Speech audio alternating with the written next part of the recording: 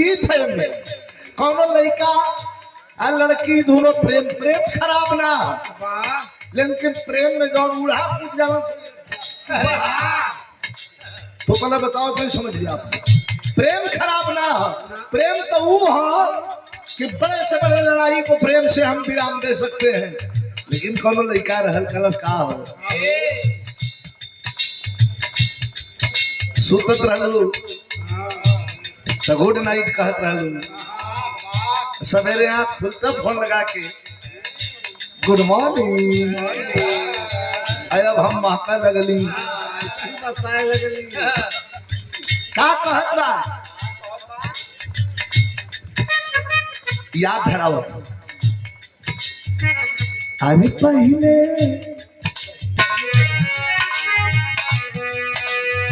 एकदम लेटेस्ट नहीं है समझ कहियो कहियो कोरवे में बीतत रहे रात हो अरे कहियो कोरवे में बीतत रहे रात हो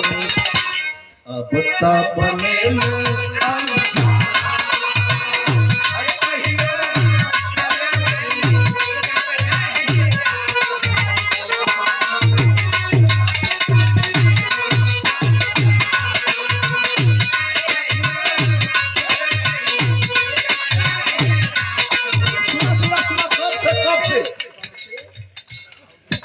कहियो कोरवे में बीतत रहे रात हो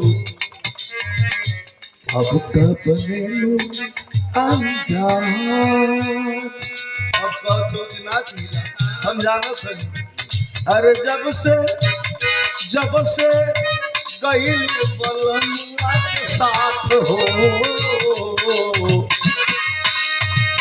अरे जब से कहलू बलनुआ के साथ हो तब से बनेलू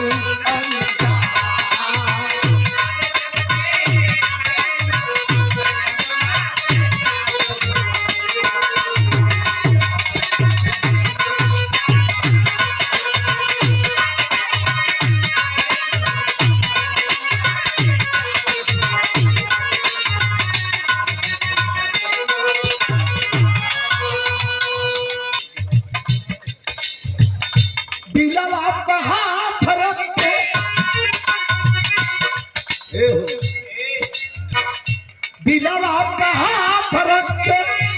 मनवा से पूछा हमसे चाहे ना तू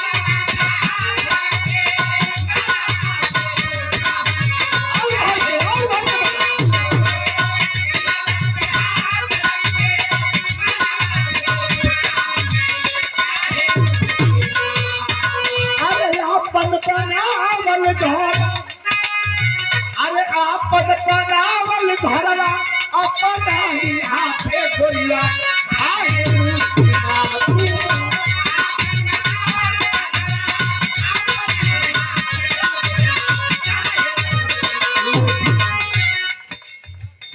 नहीं याद मिटे ना निशान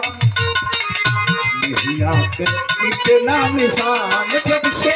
हर कहलू बलनुआ के साथ अरे तब से बने